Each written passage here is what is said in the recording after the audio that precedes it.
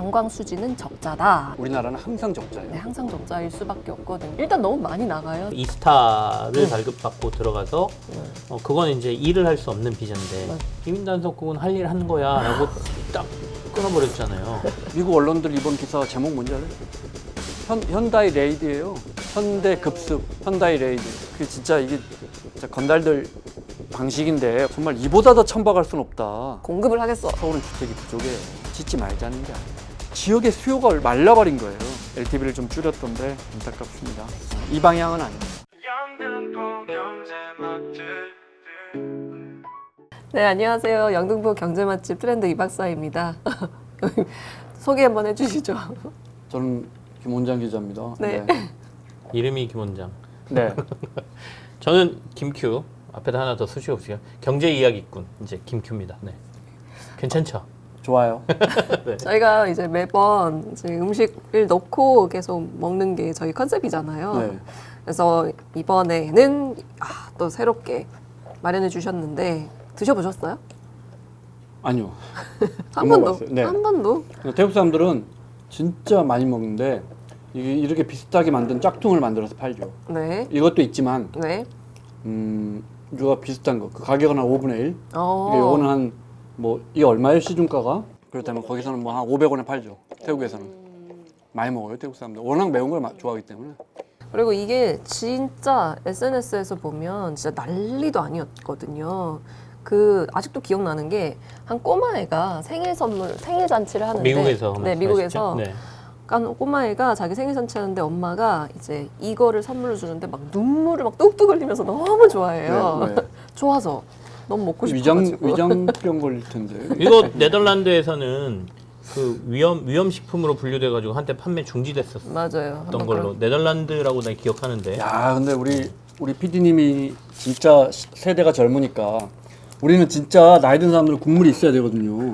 근데 알짜 없이 이거는 면만 있어. 이거는 볶음면이잖아요. 그냥 볶음면이에요. 볶음면이어도 그래도 이렇게 적적하게. 이거 진짜 이탈리아 사람이 만든 파스타 같아. 뭐 드려요? 냉수라도 면 쫄깃쫄깃하게? 이게 한국 사람들이 만든 파스타는 이렇게 적적하잖아요 국물이. 이게 제 마음이 다 적적해지는. 맛에 있어서는 전 그거는 허용이 되지 않습니다. 알겠습니다. 이렇게 먹는 게 맞다 이거죠? 네, 맞습니다. 한번 그대로 이거 해보겠습니다. 정말 이거 그냥 진짜 그냥 오리지널 매운맛이고요. 네. 근데 사실 저도 이거 지금 먹어도 되는 이제 거예요? 까르보나라 맛이죠. 불닭을 안 먹어봤어요. 와, 두 분 진짜 안 드셔보셨어요? 네. 너무 재밌다. 그러니까 아니 굳이 뭐 이렇게 매운 걸 찾고 싶은 마음이 없어서. 어떠세요? 많이 맵다. 이게 많이 매워요. 이거 정말 매워요. 이게 인간이 느끼는 그 테이스트 중에 매운 맛은 없잖아요. 맞아요. 통각이죠. 통감이죠. 통감. 네, 네. 아픔이죠. 고통이지. 네네. 아. 이거 까르보 불닭은 이제 저 같은 뭐 맵찔이까지는 아닌데 네, 한번 저 정도까지 싫은 사람들이 네. 이제 먹는 거고 그래서 서양에서 훨씬 더 인기가 있었던 맞습니다. 거예요. 그리고 색깔도 패키지 색깔도 좀 저는 한번 이건 안 같아요. 먹어보고 네. 농심에서 이제 불닭이 워낙 유행하니까 네. 이거 겨냥해서 맞아요. 만들어 놓은 뭐였죠? 신라면 투움바. 투움바는 제가 먹어봤거든요. 그거 네. 비슷할 것 같은데. 네, 한번 드셔보세요. 와, 두 분 다 처음 먹방을 까르보나라 처음 제가 맛은 있어. 그럼요. 정말 완벽한 불량식. 야 이게 더 어, 맵네. 네. 더 맵다고요? 투움바 파스타보다 아. 매운 것 같아요. 신라면 파스타. 그래도 신라면 투움바. 선생님 매운 거 잘 드시네요. 매운 건 잘 먹죠. 한국 사람이 왜 못 먹어? 저 잘 못 드시는 못 먹는데. 이 박사님 드셔보신 거예요? 네, 그럼요. 전 먹어봤죠. 이건 뭐 위장병의 직방인데? 근데 이게 뭐 이제 오늘 주제를 이 박사님이 하시는 걸로 제가 들었는데 네. 이런 얘기 하신다고. 네, 맞습니다. 근데 이제 면비디아죠. 삼양식품에서 만든 거잖아요. 네. 이게 삼양식품이 워낙 이게 잘 팔려가지고 3년 동안 네. 주가가 엄청 많이 올랐죠. 엄청 엔비디아만큼 올랐던 네, 거죠. 그래서 면비디아로 불리는 엔비디아만큼은 아니고요. 아니 그 비율로 보면 그래프가 똑같이 네. 올라가. 정말 많이 그래프를 엄전로 올랐습니다. 보면 네, 그래프는 비슷한데 상승률로 보면 엔비디아만큼은 아닐 것 같은데 아무리 봐도. 근데 어쨌든 먹어봤습니다. 아니 그러겠다. 엔비디아 막 100배씩 오르네. 네네. 근데 놀랍죠. 그러니까 식품 기업 그냥 이렇게 단순하게 먹는 거 파는 회사가 이 정도의 주가 상승률 그다음에 이익률 내고 있다는 거는 농심은 뭐 했대요? 농심 보고 있었습니다. 열심히. 저게 과연 에이 금방 끝나겠지. 원래 시장 지배자는 누구였어요? 우리나라 농심이었나? 라면의 지배자는 농심이죠. 네, 농심이 맞습니다. 지금 역전됐고 이것 때문에. 국내 시장은 제가 정확한 데이터는 모르겠는데 국내 시장은 여전히 농심이 더 훨씬 더 매출이 많을 가능성이 높고요. 이제 근데 지난번에 한번 제가 화장품 얘기할 때 그 말씀을 드렸는데, 그러니까 우리가 P하고 Q 얘기하면서 그죠? 맞아요. 그러니까 Q라는 거 물량. 한국 시장은 우리가 지금까지는 라면이라 그러면 세계 시장보다는 국내하고 아시아권 정도 봤거든요. 그런데 이게 세계에서 맞아요. 터져버리니까 농심보다 훨씬 삼양식품을 더 쳐주는 거죠. 얘는 맞습니다. 세계에서 팔리는 애들인데 그러면서 이제 그래서 우리나라 오늘 시장 라면 시장은 더 이상 확대되기는 쉽지 않을 거 아니야. 그죠. 1년에 라면 몇 개나 주세요? 그렇죠. 저도 잘 안 듣고. 그리고 1년에라고 하면 너무 많아서 말을 무슨 못 하시니까 한 달에 라면 일주일에 근데 라면 저요 진짜 라면 아예 안 먹어요. 진짜요? 나도 1년에 라면 근데 뭐 어디 놀러 가거나 뭐 이렇게 네네. 이렇게 횟집 같은데 마지막에 그럼 이렇게 라면 얘기를 하실 자격이 있습니까 지금 두 분이? 라면도 안 드시면서? 저 정도는 내가 일주일에 한두 개 먹어줘야 몸매도 유지하고 라면에 대해서 좀 적절히 얘기할 만한 거 아니냐? 어떠신가요? 저희 노코멘트 하겠습니다. 그러면. 근데 점점 라면이 조금 맛이 50 없어지기 넘으면 안 시작했어요. 땡겨요. 그러니까 그래서 그렇구나. 아. 라면 맛이 조금 고기도 예전만큼 이렇게 땡기지 않아요. 그러니까 그 머릿속에서 상상하는 라면이라는 거에 대한 이 맛의 기대치가 있거든요. 근데 예전에는 먹으면 그 기대치가 만족이 됐는데 요즘 먹으면 그 기대치가 만족이 안 되더라고요. 이게 실제로 보면 불닭볶음면이 어떻게 이렇게 인기가 많았느냐라는 이야기를 좀 해봐야 될 것 같고, 그 다음에 농심 이야기 해주셨잖아요. 네. 농심이 그래서 절치부심하고 있습니다. 세계 시장을 어떻게든 가져가기 위해서. 사실 지금 소금빵 제가 지금 가지고 있다는 이유로 좀 말씀을 드려야 될 것 같은데, 좀 논란이 됐었죠. 이번에 유튜버 슈카가 빵을 출시하겠다라고 해서 빵플레이션이 심각하다라고 이야기하면서 990원에 소금빵을 공급하겠다라고 했는데, 이제 소상공인 분들이 너는 이걸 대량으로 공급할 수 있으니 990원으로 할 수 있는 거지, 실제로 우리는 뭐 다 따져봤을 때 10%도 남지 않고 우리는 그 현황에서 네네. 얼마나 힘든데 너는 그걸 빵플레이션이라고 딱 규정해버리고 너만 이렇게 사람들을 끌어모으면 우리가 뭐가 되니? 라는 이야기를 하면서 슈카도 다시 한번 번복을 하죠. 우리가 좀 사과의 이야기도 하면서 990원은 우리가 많이 판매할 수 있으니 이런 말을 할 수 있다라고 이야기했던 것까지 저는 알고 있습니다. 어떻게 보십니까, 선배? 말도 안 되는 거죠. 이재용 회장은 이거 300원에도 공급할 수 있어요. 말도 안 되는. 저 경제 좀 알고 하라 그러세요. 경제를 모르는 사람들이 그런 걸 하니까. 캐대헌 보셨어요? 보셨어요? 안 볼 수가 없죠. 보셨어요? 이렇게 난리인데. 못 봤죠. 그러니까 한 10분 봤나? 다는 못 봤죠. 본 겁니까? 뭐 제대로 말씀하십시오. 제대로는 못 봤습니다. 네, 아무튼 그래서 좀 오늘 특히 관광과 연결해서 우리 쪽 캐대헌도 이야기도 좀 하면 재밌을 것 같다는 생각을 좀 했습니다. 그래서 언론 기사를 딱 보니까요, 이런 기사 나와요. 역대 방문객 최다. 근데 적자. 이런 기사가 되게 자극적으로 나오더라고요. 한국 관광객. 한국에 오는 그러니까 방한 외국인들이 역대 최다인데 관광 수지는 적자다라는 게 계속 캐대헌 나오고 때문에 있습니다. 정말 SNS 제 그 타임라인에 보면 정말 이렇게 많이 올 일이야? 무슨 아르헨티나 사람들이 지금 아래층에서 계속 와요. 막 이러고 있어. 이거 정말 희한한 현상이에요. 그럼요. 그런데 관광 수지는 적자다. 네. 그래서 실제로 좀 수치를 좀 말씀드리자면은 방한객이 1월부터 7월 누계 올해 상반기 1,000만 명을 넘어섰어요. 그런데 이게 작년 동기 대비도 15.9% 넘어섰고, 그리고 이게 2019년 대비 우리가 생각을 해봐야 되잖아요. 그때 동기간 대비 106%로 이제 거의 회복이 된 거다라고 보면 될 것 같습니다. 2019년 비교하시는 건 이제 코로나 이전. 네, 코로나 이전 비교하자면 그렇고, 그래서 이 추세로라면 이제 역대 최다를 또 경신할 거다라고 이야기합니다. 그때는 중국 사람들이 워낙 많이 왔는데 뭐 중국이 관광이 안 좋다는 건 절대 아니고, 지금은 정말 캐대헌 때문에 뭐 일시적일지 모르지만 전 세계에서 오니까 그건 더 좋은 것 같아요. 네, 정말 저 사실 이야기가 너무 하고 말씀드리고 싶었던 게, 이게 만성적이거든요. 사실 관광 수지 적자가 나온 지 거의 거의 7년 연속이고. 우리나라는 항상 적자예요. 네, 항상 적자일 수밖에 없거든요. 왜냐면 많이 나가니까요. 너무 많이 나가니까. 일단 너무 많이 나가요. 수지로 따지자면 우리가 적자가 나올 수밖에 없는 건 아무래도 우리가 해외여행 너무 자주 하니까 전 세계 어느 국가에서도 한국인만큼 사실 이렇게 해외여행 많이 가는 국가 없잖아요. 그래서 좀 보자면 이게 관광 수지라는 말도 있고 여행 수지라는 말이 있어요. 네. 근데 여행 수지는 이제 유학생들이 소비하는 것들이 포함되어 있는 건데 그걸 제외하고 순수 여행을 따져보면 이제 관광 수지라고 하거든요. 그래서 이 관광 수지를 따져봤을 때 어느 정도 적자냐라고 하면은 58억 달러 정도로 적자다라고 8조 나오고 정도. 있습니다. 네. 그래서 우리나라 지금 상반기 1월부터 7월까지 그죠? 네. 네, 그 정도 나오고 있습니다. 그래서 이거를 조금 더 좀 수치를 좀 따져볼 필요가 있는 게요. 보면 1인당 관광 수입, 그러니까 외국인들이 한국에 와서 한 명당 얼마나 쓰느냐 네. 라고 하면 객단가라고 할 수 있죠. 한 1,000달러 정도 돼요. 1,000에서 1,011달러 정도 됩니다.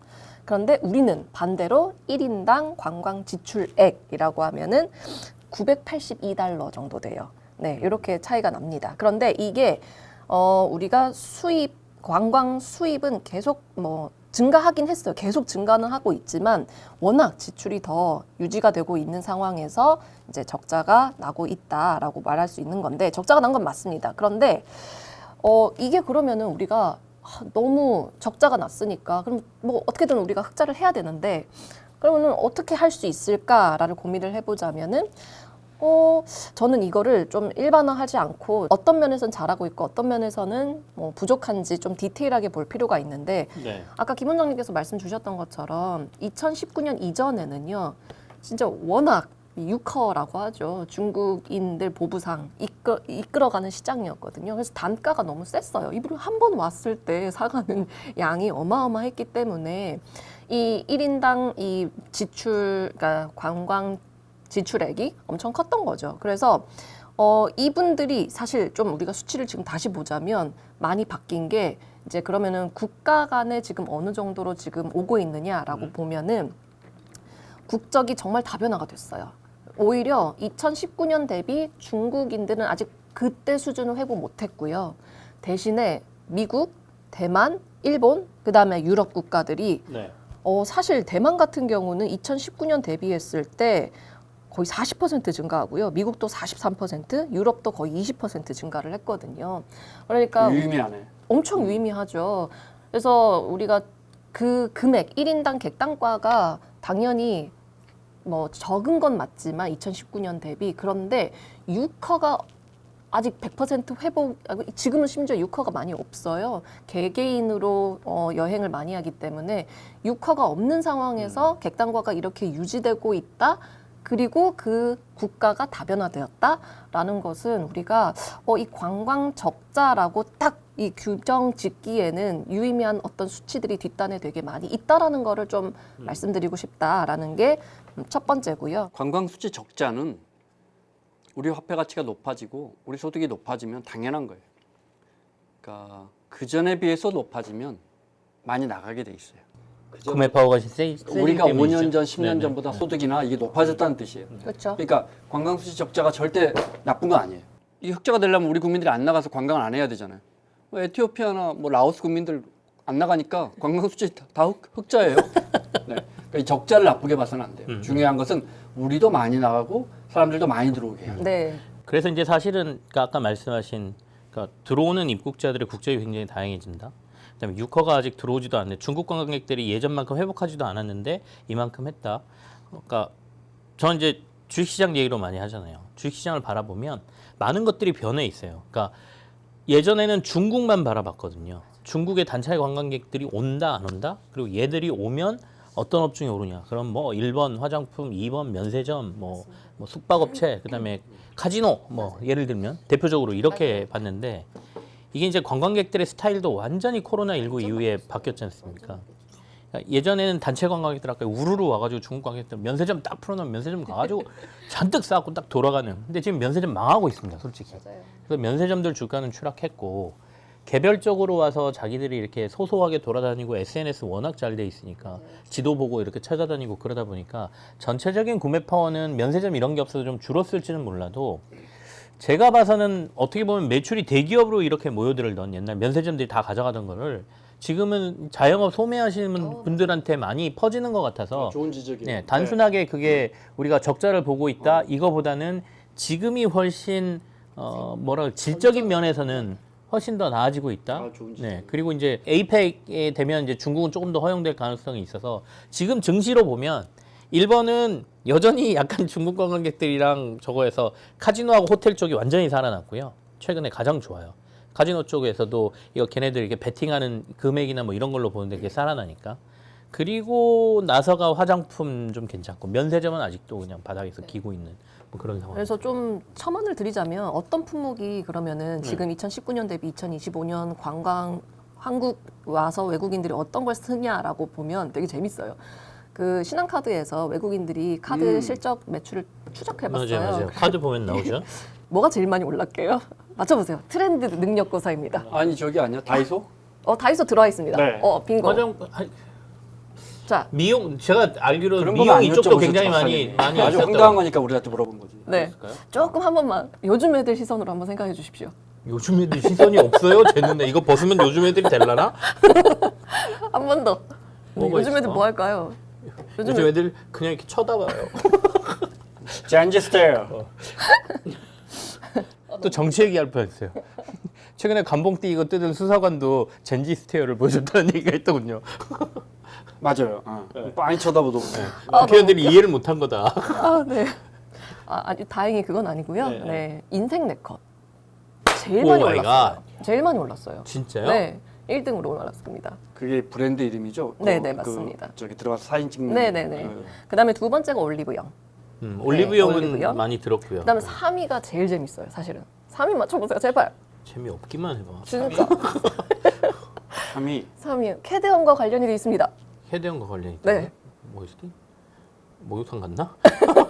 오. 맞아요? 아니요. 뭐야 놀리는 거야? 아닙니다. 박물관이요. 국중박. 아, 국립중앙박물관. 네. 와우. 그죠. 근데 이제 나 싫어. 솔직히 국립중앙박물관 애들 데리고 맘 먹을 때 아무 때나 갔거든요. 근데 이제는 사람 많아고 못 가요. 난 너무 싫어. 그 정도예요? 지금 가보시면 줄이 너무 길어가지고 저희가 입장도 잘 못합니다. 네, 정말 인기가 많아요. 사람들한테 좀 알려줘요. 거기 말고 공주 부여 가도 좋은 박물관이 있다고 좀 글로 좀 가라고. 국립중앙박물관은 사실은 저도 많이는 안 가봤지만 갈 때마다 야 이런데 왜 사람들이 안 오지? 더군다나 있는데. 무료인데. 무료인데. 그리고 우리도 아시아 돈- 1등입니다. 돈 받아야 돼요. 아시아 우리도 1등이고요. 돈 전 받아야 돼, 세계 이제. 6등입니다. 네, 진짜 이때 이제 요즘에. 특별전을 하면 봤거든. 아니 그냥 기본적으로 받아야 돼요. 이렇게 사람이 수요가 많을 때는 수요와 공급을 조절하는 방법은 뭡니까? 가격을 올리는 거예요. 그걸 왜 조절합니까? 아니 돈 좀 벌어보려고. 그런데 돈도 벌고 세금- 있어요. 네. 요즘에 돈도 잘 벌고 있죠. 저거. 네, 저거 뭐야 굿즈. 뮤즈라고 합니다. 아 거기는 뮤즈라고. 정말 잘 만들어. 정말 멋있어. 제가 그 해외에서 신세진 외국인들한테 그분들이 한국에 가끔 방문하시거나 내가 다시 가서 인사할 때 정말 한국적인 거 선물하려면 옛날에 정말 너무 한심했는데 지금 국립중앙박물관 가거나 또는 일부 그 온라인에서도 내가 이제 캡처해 놓은 그 우리 전통 이걸 파는 진짜 너무 멋있어. 너무 예쁘죠. 정말 잘 만들어. 그리고 요즘은 쉽게 살지도 못해요. 그 방가사유상 그 네. 피규어 있잖아요. 그게 매출이 10억이 넘었는데 어쨌든 그거와 관련해서 BTS RM이 그거를 이제 자기도 와서 못 사가지고 보라색, 아미 색깔. 그거. 네. 그래서 심지어 아미랑 이제 콜라보도 하면서 엄청 더 인기를 끌고 왔는데 아무튼 이게 뮤즈라고 하거든요. 뮤지엄 굿즈 합성해가지고 뮤즈라고 하는데 지난해 사상 최초로 200억을 달성을 했대요 매출을. 그래서 올해도 상반기에만 지금 114억 8천만 원을 팔았다고 하니까 좀 약하네요. 한 2천억 팔 줄 알았는데. 근데 저는 그 수치가 더 놀라웠습니다. 우리나라가 이미 이렇게 캐대연 전에도 박물관 방문객 숫자로 국립중앙박물관이 4위, 5위권에 이미 전 세계. 있었더라고요. 네, 전 세계. 6위. 루브르, 메트로폴리탄 이런 거 저로 가라 그래. 어디? 아시아는 애들가. 1등입니다. 그러니까 어디 저기- 이미 그러고 네, 있었더라고요. 맞습니다. 그리스 거 다 훔쳐다가 가지고 몇 개 걸쳐놓고 말이야. 그 자식들 안 돼. 그 연간 회원권 끊어놓고 한 번도 안 갔네. 그래서 심지어 이제 K-팝 데몬 헌터스가 딱 공개가 되고 갑자기 박물관에 사람이 너무 많이 몰려가지고 대체 무슨 일이 있었냐. 그리고 특정 호랑이가 너무 많이 팔리니까 이게 다 이제 캐대언에 나오는 거예요. 네, 계단에 나오는 파란색. 그렇게 따지면 이게 일시적일 텐데 중요한 건 이제 우리 문화가 정말 정말 높이 올라갔고 뭐 캐대언뿐만 아니고 다른 것도 계속 이어져야죠. 그래서 이런 현상들이 계속 그래서 오늘 좀 더 많이 이야기가 드리고 싶었던 게 제가 아까 국가도 다변화됐다. 그다음에 품목이 네. 다변화됐다. 특히 그러면서 뭐 인생 네컷 그리고 국중박 이야기도 했는데 그다음에 또 재밌는 거는 지역도 다변화됐다. 조금 지역이 다변화되고 있다라고 말씀드리고 사실 싶은 게 관광산업 측면에서 전부 다 굉장히 좋은 네. 징조들인데 사실 굉장히 네. 좋은 징조들이죠. 그래서 원래 이제 유커들이 오셨을 때 사실 굉장히 수도권 서울 집중 현상이 굉장히 강했거든요. 근데 이번에 좀 보면은 부산이요. 외국인 결제 증가율이 제일 많이 올랐어요. 39%로 전국 평균보다 11%포인트 높다라고 아니 하더라고요. 제가 좀 조금 돌아다녀 봤잖아요. 진짜 부산만한 도시가 별로 없어요. 전 세계 어딜 가도. 오늘 화가 나신 거 아니죠? 왜 부산에 안 가는 거야? 부산 진짜 끝내줘요, 진짜. 부산 운전하면 부산 구도심 막 도로 기본적으로 조금 우리가 힘들긴 하더라고요. 쉬는 날이 별로 없기 때문에 부산에 안 가는 부산 좋죠. 구조적인 문제. 네, 부산 부산이 너무 좋아. 볼 게 없고 뭐 먹을 게 없고 살 게 없는 게 아니에요. 셋째가 부산에서 생겼습니다. 그래서 제 아는 형님은 태명을 해운이라고 지으라고까지 저한테 해운대에서. 해운이? 비슷합니다. 놀랬어요, 그냥. 네. 19금인가요? 네. 오늘 편집할 게 좀 많을 것 같습니다. 이거 왜 편집하지? 아닌가요? 아이가 생긴 것처럼 인류에게 중요한 게 있나요? 나 웬만하면 얼굴이 잘 안 빨개지는데 지금 약간 달아오르는 지금 느낌이 귀가 있어요. 좀 빨개지신 것 같아요. 야, 씨. 그래서 부산에 올해 상반기 200만 명을 돌파했다라고 합니다. 근데 외국인 관광객? 네, 외국인 방문객이 그런 거 그래서 어떻게 측정하지? 이제 돼지국밥 먹을 때마다 카드. 아까 그 사람들 말씀드렸던 자기들 카드 카드 쓸 테니까 하니까. 아무래도. 그래서 국가별로 보면 대만이 가장 높고요. 그다음에 중국, 일본, 미국, 필리핀 순이라고 합니다. 대만, 중국, 일본, 미국, 필리핀. 필리핀. 네, 이렇게. 필리핀 특이하네. 네, 그렇죠. 태국 사람들이 오면 가난한 나라 사람들이 뭐 돈 얼마나 쓸까? 뭐 프랑스 사람들 이런 사람들이 와야지 돈 많이 쓰지. 1인당 객단가가 우리가 태국 가서 쓰는 것보다 태국 사람들이 한국 와서 쓰는 게 훨씬 더 비싸요. 그래요. 소득 계층이 다른 사람들이 오거든요. 우리는 보통 사람들이 가는데. 네, 맞아요. 그리고 또 한 가지 제가 또 말씀드리고 싶었던 게 아까 1인당 관광 지출이랑 1인당 관광 수입액을 말씀드리고 싶은데 실제로 2025년 1월부터 7월까지 1인당 관광 지출액보다 네. 1인당 관광 수입액이 더 높아요. 그러니까 무슨 뜻이냐면 우리가 해외 나가서 쓰는 단가보다 외국인들이 한국 들어와서 쓰는 단가가 훨씬 더 크다라는 거거든요. 그게 2025년부터 쭉 이어지고 있어요. 6개월 내내. 근데 왜 경상수지는 관광 수지는 적자죠? 숫자 그거는 이제 때문이죠. 숫자가 네. 모수가 작으니까 네. 그렇고 모수가 더 크니까 나가는 네, 우리가 훨씬 더 많이 나가서 덜 쓰지만 1인당은 객단가는 덜 조금만 쓰지만 들어오는 사람이 더 늘어나면 네. 역전될 수도 있다라는. 네, 지금 거의 비슷비슷해요. 거의 차이가 없는데. 근데 이게 좀 왜 그럴까? 어쨌든 아까 말씀드렸던 것처럼 돈을 제일 많이 객단가를 쓰는 사람은 중국 사람들이었는데 이분들이 아직 100% 회복도 안 됐고 유커도 없는 상황에서 어떤 요소로 인해서 이 그 1인당 돈을 쓸까? 네, 어디다가? 수입액이 지출액보다 높아진 이유는 뭘까? 요게 전 제일 궁금하더라고요. 그래서 제 나름대로 머리를 굴려봤을 때 이거구나 하고 봤던 게 이제 K 메디컬. 이거를 또 빼놓지 의료. 않고 이야기할 수 많이 가죠. 없죠. 정말 많이 가죠. 그래서 실제로 보면은 의료관광 100만 시대라고 이야기도 하고 있고 의료관광 지출액이요 1인 평균 641만 원 수준이래요. 이게 진짜 부가가치가 높구나. 그렇죠. 그러니까 와서 우리가 실제로 메디컬 관련해서 그냥 단순히 뭐 피부 이런 것도 있지만 실제로 치료하시는 분들도 굉장히 많고 그리고 이건 저 정말 개인 경험담인데요. 제가 사실 이제 입국한 지 얼마 안 이제 꽤 됐네요. 아무튼 그런데 입국장에서 이렇게 공항에서 이렇게 이제 저는 이제 입국하려고 이렇게 기다리고 있는데 이제 보니까 백인 부부셨어요. 노 부부셨는데 두 분이 이렇게 칭칭 감고 계시더라고요. 예, 맞아. 더현대도 보면 외국인들 와서 칭칭 감고 쇼핑해. 네, 여성 그러니까 와이프 분께서는 네. 코를 이렇게 가르셨고요. 그래, 성형 이게 하시는 분들은 이게 딱 티가 나요. 네, 남성분은 이제 리프팅을 하셨나 봐요. 이렇게 감고 계시더라고요. 그래서 아, 두 분이 사이좋게 한국에 오셔서 저렇게 보통은 이렇게 감고 우리나라 사람들은 잘 안 다니는데 여기는 이제 해외니까 날 아는 사람이 없다라는 부분. 이게 이제 크게 하루 이틀만 지나서 이제 퇴원을 하시면 큰 수술이 아니면 뭐 바로 당일 퇴원할 거 아니에요? 뭐 쌍꺼풀이나 뭐 코 세우고 이런 것들은 그러면 이제 아깝잖아. 4, 5일 있으면 코 세우는 거 큰 수술 아니 아니에요? 엄청 큰 수술이에요. 당일 퇴원 안 해요? 네, 미안해. 쌍꺼풀은 당일 퇴원해요. 여기다 뭐 이렇게 실리콘 넣는 거야 뭐 네. 금방 될 것 같긴 그런데 한데. 이제 그런 분들 입장에서는 관광도 하고 싶겠지. 조금 괜찮으면.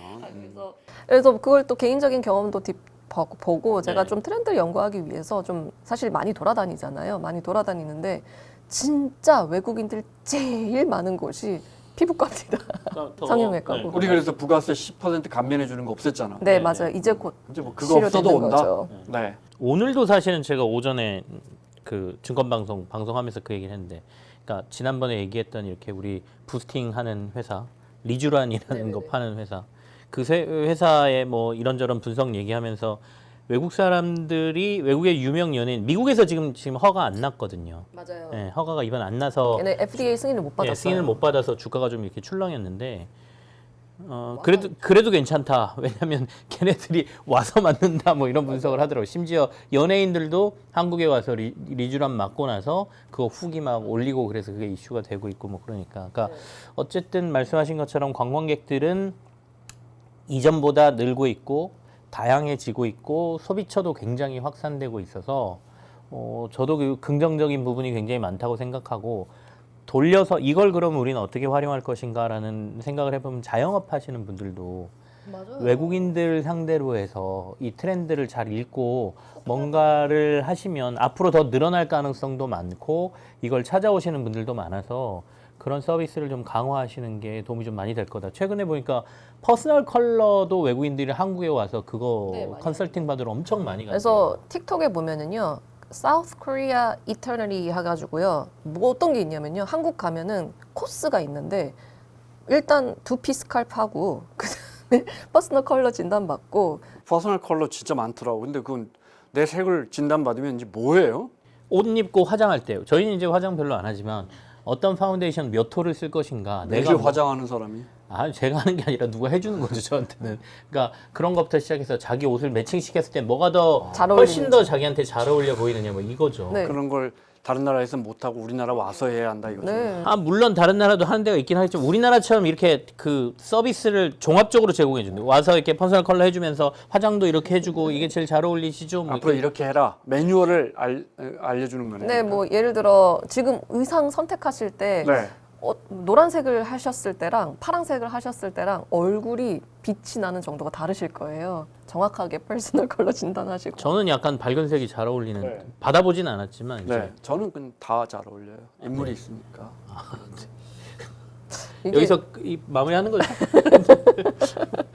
그래서 네, 또 이렇게 하면 뭘 어떻게 이어야 될지 잘 모르겠는데 죄송합니다. 퍼스널 컬러하고. 네, 그래서 예, 정말 두피 관리 받고. 두피 관리도 하고 그다음에 피부과 가고 성형외과 가고 그다음에 올리브영 가고 이렇게 이게 코스가 따다닥. 그러니까 예전에 우리가 생각했던 코스랑 전혀 달라진. 올리브영이 돈을 어마어마하게 벌거든요. 그래서 최근에 모 회사가 CJ잖아요. CJ가 이 올리브영을 원래 따로 상장을 하려고 하다가 얘네 따로 우리가 이제 그 이슈까지 터졌지 않습니까? 그러니까 분할해서 상장하고 좋은 회사 따로 상장하고 막 이런 것과 관련돼서 주주들의 배려 정책이나 뭐 이런 것들이 문제 있다 그래서 상법도 개정되고 그랬잖아요. 그러니까 따로 상장하기도 좀 애매해졌어요. 그러니까 그 CJ 안에 밑에 있겠군요. 예. 그러니까 그 전형적인 물적 분할이 돼 버리네. 아니 떼져 있어요. 떼져 있어요. 있는 회사를 이제 아예 합병하려고 하고 있습니다. 그래서 시장에서는 합병을 기정사실화하고 CJ를 살릴 수 있는 방법은 올리브영밖에 없다. 그럼 이제 CJ 주가가 올라가겠죠. CJ 계열사 중에 지금 현재 살아남아서 이렇게 바짝바짝 하고 있는 데는 올리브영밖에 CJ가 없어요. 되게 좋은 사업들을 많이 하는데 다들 이게 수익성이 낮은. 맞습니다. 수익성이 낮은 이유가 말씀드리고 꼭 드리고 싶었던 게 그럼 우리 진짜 아까 말씀드렸던 것처럼 K-팝 데몬 헌터스 터지고 막 문화적으로도 엄청 막 관심도 많이 봤는데 그래도 어쨌든 적자라는 거잖아요. 우리 아까 제가 뭐 디테일하게 뭐 품목도 다양해지고 국가도 다양해지고 있는데 그러면은 어떤 점 때문에 우리가 이렇게 문화적으로 이렇게 터져 있는 상황에서 실제로 수익성을 개선해 볼 수 있을까라는 고민을 좀 진짜 구체적으로 해봐야 될 것 같다는 생각이 딱 들었어요. 그러면서 제가 캐대원을 보면서 제일 아쉬웠던 게 딱 하나 있더라고요. 왜 롯데타워가 없지? 라는 생각이 딱 들더라고요. 없어요. 롯데가 협찬을 안 했어요. 네, 안 했습니다. 근데 그게 또 뒷말이 좀 있더라고요. 그래서 어떤 뒷말이 있어요? 실제로 그 제작사에서 찾아가서 뭐 이야기를 했는데 그러니까 저 그건 몰랐는데 그냥 던진 말인데 맞아요? 아니요. 천재 이루를 놓쳤군요. 그러니까 그런 말이 있었어요. 그래서 가서 이야기를 했는데 거절했다라는 그래서 롯데가 참 정말 기회를 못 잡았다라는 물론 말을 했는데 사실 그걸- 전혀 없었대요. 그런 이야기가 그거는 없었대요. 실제는 잘못- 아니다. 실제는 맞아요. 아니고 와전된 네. 건데요. 롯데 측에서 말을 했대요. 이게 워낙 소문이 돌기 시작하면서 우리한테 찾아온 적도 없고 말한 적도 없다. 근데 우리도 너무 아쉽다. 우리 그렇게 안 유명해? 우리한테 안 찾아왔었어? 뭐 약간 올라왔으면. 그러니까요. 사실 물론 남산타워도 나오고 그다음에 뭐 여러 관광 지역들이 잘 나왔어요. 그다음에 특히 뭐 예를 들어서 낙산공원도 나오고요. 그다음에 정말 뭐 그래서 실제로 캐대원 공개 이후로 이제 트렌드 단어들 중에 이런 단어들이 꽤 많이 보이더라고요. 낙산공원이라든지 뭐 남산이라든지. 실제로 그런 데를 네, 찾아간다는 실제로 거죠. 찾아보고 싶다는 거죠. 그런 욕구가 있습니다. 그래서 제가 딱 든 생각이 와 정말 아쉽다. 롯데가 이번에 이거를 못했든 안 했든 하는 그거는 아주 뭐 안 하는 걸로 저도 판단하고 있지만 왜냐면은 우리가 저도 그거를 정말 와 이게 대단한 PPL이 참 중요하다라고 딱 느꼈던 영화가 우리 왜 스파이더맨에서 네네. 슉슉 돌아다니면서 이제 타임스퀘어 전광판에 딱 삼성이 딱 뜨면서 한 7초 동안 그걸 이렇게 해주거든요. 근데 그게 어마어마하게 파급력이 있었던 걸로 저도 알고 있거든요. 근데 그때 당시 어떤 일이 있었냐면 제작사에서 여기 이제 소니로 해야 네. 되는 거 아니냐, 뭐 다른 회사로 해야 되는 거 아니냐. 스파이더맨은 소니니까 네, 소니 피처스 거니까. 네, 그래서 해야 되는 거 아니냐라고 했는데 그러면은 그 타임스퀘어 임대하시는 분들이 광고비 떨어진다, 안 된다, 원래 있는 대로 해야 된다 이렇게 그게 강하게 하면서 어쨌든 삼성이 그 수혜를 본 수혜를 거죠. 본 건데요. 근데 그걸 보면서 이게 정말 전략적으로 그때 조금 우리가 물론 이렇게 터질 줄 전혀 몰랐겠지만 이 PPL이라는 것이 단순히 어떻게 보면은 우리가 드라마나 영화나 보면은 막 되게 짜잘한 PPL 굉장히 많잖아요. 네네. 화장품이나 뭐 이런 거 되게 많은데 뭐 그게 가치가 없다라는 건 아니지만 정말 고부가 가치의 산업과 관련한 PPL을 정말 전략적으로 좀 기민하게 사실은 뭐 할 수 있었다면 마케팅 하시는 분들은 이런 부분에 대해서 지금 굉장히 몰입하고 있어요. 그리고 비단 우리 컨텐츠만 아니고 전 세계 컨텐츠에 가서 그걸 해보려고 그리고 롯데물산도 네. 롯데 123층이 이제 롯데물산 건데 롯데물산도 이걸 뭐 어떻게 해보려고 뭐 마라톤 대회 같은 것도 해볼까 뭐 이렇게 하는데 사실은 이제 이야기하신 것처럼 뭐가 터질지 모르니까 네. 근데 이제 그 부분 지금 지적하신 부분은 굉장히 중요하죠. 맞습니다. 네. 근데 이제 관광 이야기가 나왔으니까 조금 다른 이야기인데 우리 경남도가 중국인 관광객에게 5만 원인가 지원하는 정책이 있는데 그 경제신문이라는 곳에서 그 비판을 했어요. 그럼 댓글은 또 어떻게 나오겠어요? 이게 뭐 중국인 정치인이 뒤에 있다, 돈 먹었다. 정말 이 유화적인 생각이에요.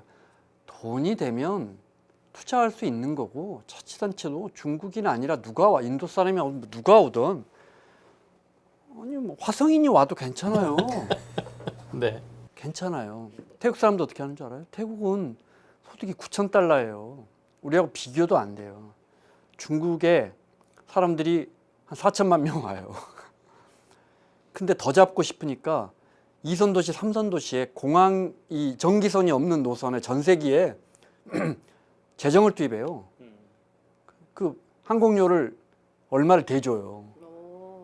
태국 중국은 15,000달러 국가고 태국은 9,000달러 국가라니까요. 이런 거예요. 이렇게 해야 되는 거예요. 근데 이념에 사로잡혀가지고 무슨 중국 사람한테 5만 원씩 주느냐, 정치인이 중국 돈 먹었다. 뭐 이런 댓글이나 쓰고 있고 그걸 유도하는 기사나 쓰고 있고 그 네이버에서 그거 조회수 올리고 있고 한심한 거죠. 우리나라 최고의 경제신문이라는 곳이 진짜 한심한 거예요. 정말로 한심한 거예요. 그 인식이. 그것과 더불어서 제가 갑자기 좀 중국 이야기가 생각나서 좀 연결해서 갑자기 생각난 건데 이번에 국중박이 되게 높게 평가받는 이유가 보면 우리 보통 네. 뭐 루브르나 박물관 갔을 때 굿즈 사잖아요. 사는데 다 보면 메이드 인 차이나이거든요. 그러네. 그런데 이제 국중박은 그걸 하지 않았대요. 다 무조건 국내 네, 국내 제작 거죠? 회사들로만 해서 가격이 좀 오르더라도 이 예술적 가치, 문화적 가치를 보존하고 싶다라는 의자를 굉장히 강력하게 기념품들이 상당히 표현하더라고요. 비싸요. 비쌉니다. 근데 비싼 값을 해요. 정말 예쁘고 제가 뭐 외국인들에게 그걸 선물해봤자 얼마나 해봤겠어요. 근데 받는 분들의 표정이 보통은 아 이거 너무 좋아요 이게 아니에요. 정말 깜짝 놀래요. 네, 맞아요. 정말 너무너무 좋아하는 표정이 보여요. 맞습니다. 그래서 정말 이번에 그 사실 유키즈라는 프로그램에서 네네네. 나오셔가지고 네. 정말 잘 설명도 해주셔가지고 저도 와 이게 이 문제 의식을 가지고 실제로 이걸 실현해 나가는 그 뒤에 사람들의 이야기가 또 있었다는 것도 전 좋았던 것 같습니다. 하여튼 우리가 그 관광 수지 적자는 개선이 되면 좋죠. 그 말은 우리가 나가서 보는 거가 줄어서가 아니고 우리는 계속 나가서 많이 봐야 하는 거고 돈을 써야 하는 거고 부자 나라가 될수록 우리 화폐 가치가 그 굉장히 합리적 판단이에요. 우리 동일 화폐 가치로 다른 나라를 가면 내가 먹고 마시고 즐기고 뭘 사는데 유리하다는 합리적 판단에 그러려면 우리 화폐 가치가 계속 올라야 되는 거고 우리 화폐 가치가 계속 오른다는 것은 그것은 기본적으로 전 세계 사람들이 우리나라의 재화와 서비스를 계속 이용한다는 거고 서비스 이용하려면 주로 한국에 들어와야 하는 거니까 이게 맞물려 있는 거예요. 그러니까 우리가 수출도 잘 되고 우리 관광객들이 많이 들어오면 우리 화폐가 올라가고 그러면 우리가 생각했을 때 이 돈으로 태국을 가면 훨씬 유리하겠네. 이 돈으로 파리를 가면 전에보다 훨씬 내가 좋은 호텔에서 자겠네. 이게 굉장히 합리적 결정인 거죠. 그러니까 뭐든 적자는 안 좋아요. 그렇지만 그러니 우리가 해외를 덜 나가는 게 아니고 우리가 해외 이제 수출 제조업 경쟁력은 말할 것도 없고 워낙 큰 덩어리니까 외국 사람들이 많이 와서 우리 화폐 가치가 올라가면 자연스럽게 우리는 해외에 더 나가게 된다. 이건 뭐 경제학에서 너무 당연한 거니까. 맞습니다. 네, 좋습니다. 정말 좋은 계기인 것 같아서 캐대언이 캐대언도 그렇고 현재의 모습도 그렇고 캐대언이 이제 더 폭발력을 만든 거지 트렌드는 이어지고 있었거든. 한국으로 들어오는 관광객들이나 이런 것들은 다양화되고 있던 상황에서 얘가 이제 약간 더 촉매가 돼서 더 팍 터졌으니까 이 터졌을 때 이들을 어떻게 활용해서 아까 얘기한 객단가 더 높일 수 있는 방법을 찾아야 되는 거죠. 와서 이것도 좋네, 이것 때문에 이것도 좋네 하고 돈을 좀 더 쓰고 가게 만드는 그게 필요한 것 같다. 네. 지금 이제 홍대 앞에 가면 정말 외국인 관광객이 어디를 들어가지 할 만큼 좋은 데가 없어요. 근데 이제 밤에 이제 홍대에서 홍대 정문 앞쪽으로 가면 밤에 이제 클럽 문화가 있어서 젊은 층에게는 저는 그런 문화는 아주 경쟁력이 있다고 보고 근데 낮에 이렇게 홍대 앞을 다녀보면 뭐 아주 싼 그 의류 같은 거 물론 중국산이죠. 희한하죠. 그 중국산이나 뭐 굉장히 저렴한 의류들 싸게 파는 게 많고 그다음에 이제 우리 뭐 삼겹살 같은 코리아 바베큐도 역시 뭐 제가 볼 땐 수준이 높은 우리 문화를 파는 것 같지는 않고 그다음에 이제 뭐 굿즈를 팔아야 되는데 마땅히 팔 게 없으니까 핸드폰 케이스 같은 거 파는 가게들이 있고 사실은 여기 와서 아직도 외국인 관광객들이 많이 오고 가족 단위 뭐 심지어 요즘은 뭐 이슬람계 쪽 아랍 사람들도 많이 오거든요. 근데 저 사람들 뭘 보고 가지? 약간 미안한 생각도 있는데 저는 우리가 이제 아까 김정 기자 지적했잖아요. 자영업자들이 이제 시장이 이렇게 넓어지면 우리가 걱정 안 해도 우리 사람들이 만들어요. 예쁘게 만든다고요. 그러니까 지금 보면 저 같은 기성세대가 10년 전에 강화도나 뭐 여수나 가면 이렇게 좋은 자연의 바닷가에 산에 뭐 이런 말도 안 되는 펜션에 민박한다, 에어비앤비 한다 이렇게 해쳐놓고 생긴 건 다 똑같아. 펜션들 다 100개하고 지어가지고. 그리고 이러니 경쟁력이 없지. 나가보면 식탁은 전부 횟집하고 닭백숙밖에 없어. 한국 사람들 2가지밖에 안 먹는 줄 똑같았는데 지금 지난 10년, 15년 동안 보면 강릉 변한 거 보세요. 얼마나 예쁜 카페 양양도 굉장히 서핑을 중심으로 해서 됐고 에어비앤비도 뭐 하룻밤에 30만 원 받는데 그 값어치를 하는 시골집인데 정말 바닷가에 이렇게 통유리로 정말 너무나 그래서 파도를 그냥 온몸으로 볼 수 있게끔 한다든지 가보지 못하고 SNS에서만 사람들이 이제 하도 자랑을 해서 봤는데 그러니까 이렇게 많이 들어와주고 캐대원 때문에 하면 우리가 이게 관광도 경쟁력을 일본이 제조업들 굉장히 다 힘들어지면서 관광 GDP에서 관광 매출이 계속 올라가요. 우리도 이거 놓칠 수 없는 시장이고 맞습니다. 나는 우리 국민들이 잘할 것 같아. 잘 만들어. 정말 잘하죠. 이거 살짝 좀 말씀드리고 싶은 게 제가 진짜 좋아하는 카멜 커피라는 곳이 있거든요. 근데 이 카멜 커피가 PPA입니까? 아니요.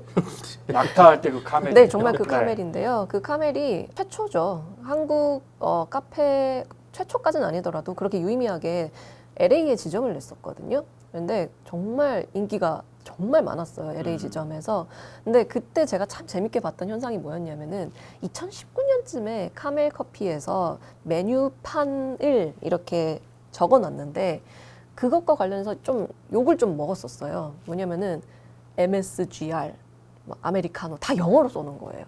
그러면서 거기 메뉴 중에 하나가 진짜 MSGR이 있었거든요. 그게 뭔지 아세요? MSGR. 미숫가루. 아, 미숫가루. 그래서 그때 당시 저도 기억이 나는 게 언론에서 좀 욕을 했었어요. 아니 우리 위대한 한글을 냅두고 굳이 이렇게 어렵게 왜 우리 영어로 써야 되느냐라고 했는데 이번에 카멜이 LA 가서 진출하면서 제일 인기 있었던 메뉴가 MSGR이라고 하더라고요. 외국 사람들이 우리나라 와서 좋아하는 것 중에 하나가 이건 뭐 저는 경쟁력까지는 아니지만 이건 알아야 돼요. 우리 그 간판 숲 있잖아요. 우리 너무 지저분하게 막 특히 뭐 평촌이나 분당 신도시에 상업지구 가면 건물이 그냥 간판으로 도배가 돼 있잖아요. 근데 이제 그거는 이제 우리가 그 택적법이라는 희한한 법이 있어가지고 가능한 도시계획이라서 선진국 사람들처럼 수백 년 동안 도시가 발전한 사람들은 이런 걸 본 적이 없어요. 여기는 교회만 있고 여기는 슈퍼만 있는데 여기는 뭐 노래방, 모텔 뭐 이런 유흥업소가 모여 있게끔 하는 그런 빌딩들이 뭐 10층에 그 모든 상업시설이 들어있는 게 너무 신기한 거죠. 마치 그 상업시설의 자판기 같은 그런 느낌을 받고 우리가 볼 때는 저게 뭐냐 도시의 흉물이다. 도시계획 관점에서 건축 관점에서 보면 또 간판도 너무너무 불규칙해서 요즘 자치단체들이 다 이쁘게 바꿔주잖아요. 그런데 외국 사람들 그게 너무 좋다는 거예요. 맞아요. 외국 진짜 사람들 신기했어요. 그런 어떤 복잡하고 무질서한 한국만의 못 보던 감성이라고 그런데 하더라고요. 이제 그게 그중에 핵심은 문자예요. 문자예요. 우리가 방콕 가서 사실 방콕도 어떻게 보면 무질서해서 아까 그 무질서가 먼지 맛과도 연결이 되는 것 같은데요. 멋이라고 하는데 그 간판이 만약에 한글이라고 생각해보세요. 한국 사람한테는 그게 간판이 한글이면 아무 멋도 없는 거예요. 외국 사람들은 그게 한글이라 그게 이국적이고 이질감이 있어서 그게 홍콩이죠, 멋있는 홍콩. 거거든요. 홍콩의 그 간판들을 우리가 얼마나 그 멋있게 그러네요. 생각할까요? 그러니까 셀럽들 오면 이게 한국 간판 밑에다 이렇게 셀카 찍는데 보면 우리말로 보면 주차 금지 찍는단 말이에요. 그러니까 그런 것도 우리가 생각을 해야 돼요. 네, 알겠습니다. 우리가 갖고 있는 게 멋있는 거예요. 네. 관광 이야기 쭉 하면서 혹시 연결이 될 수 있을까요? 우리 이 연결은 전혀 안 되는데 이번 주에 뭐 가장 이슈 됐던 거는 미국의 LG 에너지 솔루션하고 현대차 공장 네. 맞아. 국 단속 그거지 않습니까? 그래서 좀 무서웠어요. 거기에 대해서 이제 뭐 다양한 얘기도 나오고 뭐 여러 가지들이 있는데 그냥 그 얘기를 같이 한번 해보면 좋겠다 싶어서 네. 그 얘기를 끌고 나왔고요. 뭐 팩트들은 다 아시겠지만 LG 에너지 솔루션이라는 우리나라 배터리 회사 큰 회사하고 맞아요. 현대자동차가 합작해서 만드는 공장인데 그 공장에 이민 단속국이 가서 한 300명 넘는 사람들을 이제 체포해서 구금했다라는 게 핵심이고 그럼 왜 체포했냐? 저거죠. 이민법 위반, 그러니까 비자 문제였다라는 거잖아요. 그러니까 기업들 얘기를 들어보면, 그러니까 우리가 잘못한 게 맞죠. 그러니까 단기 비자라 그래서 이스타를 발급받고 들어가서 그건 이제 일을 할 수 없는 비자인데 공장에서 일을 하고 있었고 그래서 그 얘기를 듣고 가서 단속을 벌여서 이제 그 사람들을 전부 구금하는 상황인데 거기서 이제 발생하는 문제가 여러 가지인데 미국에서 투자해달라 그래가지고 우리가 그 많은 돈을 미국에 가서 투자하고 있는데 근데 그것도 잡고 있어. 그걸 갑자기 이렇게 구금하고 이래버리면 투자를 하라는 거야 말라는 거야 이 정도는 서로 그동안 관례로 봐주던 거 아니야 라는 얘기가 있고요. 근데 이제 이 팩트가 흘러가는 걸 보면 다행히 주말 사이에 이제 그 우리나라 정부하고 미국하고 뭐 이제 온갖 얘기를 좀 한 것 같고, 그래서 그 300명 넘는 구금된 사람들은 일단 국내로, 그러니까 자진 출국 형태. 그러니까 이게 이제 추방 조치를 내려버리면 나중에 이 사람들 재입국하는데 문제가 생기거든요. 그러니까 추방하지 않고 자진 출국하는 형태로 해서 행정 절차 마무리되는 맞아. 대로 한 10일께 우리가 편집 나갈 우리 예. 방송 나갈 때쯤 아마 들어오실 귀국할 것 거예요. 같아요. 있을 수도 예. 있을 것 같아요. 전세기 띄워가지고 이제 데려오겠다 이렇게 어느 정도 무마를 한 것 같고요. 근데 트럼프 대통령이 처음에 그게 딱 터진 날 바로 백악관에서 이제 기자들이 그 질문을 하니까 이민단속국은 할 일 하는 거야라고 딱 끊어버렸잖아요. 그러니까 이제 막 온갖 해석들이 이거 우리 정부 압박하는 거야. 앞으로 이제 우리 뭐 그 상호관세 관련돼서 뭐 협정서도 써야 되고 투자와 관련돼서 하는데 그거 압박하기 위한 거야부터 시작해서 한미 관계 틀어진 거야. 뭐 온갖 얘기들이 나왔죠. 근데 오늘 또 트럼프 대통령이 온갖 얘기를 또 했어요. 한미 동맹은 뭐 굳건하고 아주 훌륭하고 그리고 현대차 공장 문제 없을 거고 앞으로 배터리와 관련돼서 인력이 필요하다면 비자 문제 적극적으로 해결할 거다 뭐 이런 얘기가 나왔거든요. 근데 좀 궁금한 점들이 있더라고요. 그러니까 우리가 실제로 해외에서 일을 하게 되면 기업 입장에서도 리스크를 줄이기 위해서 비자나 이런 문제 굉장히 신경 쓰잖아요. 엄청 신경 쓰죠. 다 해결하고 들어가는 게 일반적이거든요. 맞아요. 근데 어떻게 해서 이렇게 300명이 그러게요. 넘는 사람들이 그게 한꺼번에 안 되지. 절대 안 되는데. 안 되지 절대. 안 된다는 말씀은 뭐가 안 된다? 그러니까 할줄 안 나와요. 네, 워낙 깐깐하고 자, 이 문제의 핵심 제가 먼저 이야기하자면 이 네네. 문제의 핵심은 너무 간단해요. 우리가 커피 전문점을 차려도 커피 머신이 딱 오면 커피 머신 2,000원, 3,000만 원, 뭐 5,000만 원짜리도 있는데 오면 그 업체에서 와서 며칠씩 설치해주고 네네. 우리한테 가르쳐주고 설비해주고 이게 잘 작동되는가 이게 특히 이제 물이 잘 빠져야 되거든요. 이런 것들 다 봐준다고. 커피 머신 굉장히 무거워서 싱크대가 버티고 있나 이런 걸 봐준다고요. 그러니까 와서 그냥 설치해주고 무슨 냉장고 설치하듯이 장사 잘하세요 가는 게 아니에요. 근데 이제 그 메타플랜트 있는데 조지아 네네. 얼마나 많은 벤더들이 얼마나 많은 설비를 그것도 내 설비만 하고 갑니다. 잘 작동되네요 하나요? 연결돼서 이게 가같이 돌아가야 하면 얼마나 많은 현대차나 엘손 말고 벤더들 사람들이 오겠어요. 이번에 보면 현대차 정직원 거의 없다는 거 아니에요. 계열 저 벤더사들 벤더사들이 네, 와서 이걸 돌리게끔 장비를 해줘야 되는데 이게 하루 뭐 일주일 안에 빨리 하고 갑시다. 아까 에스타라 그래. 에스타는 기본적으로 비자가 아니고 비자라기보다는 그냥 이제 단기 우리 비자 방문객, 네. 비자 면제국이니까 맞아요.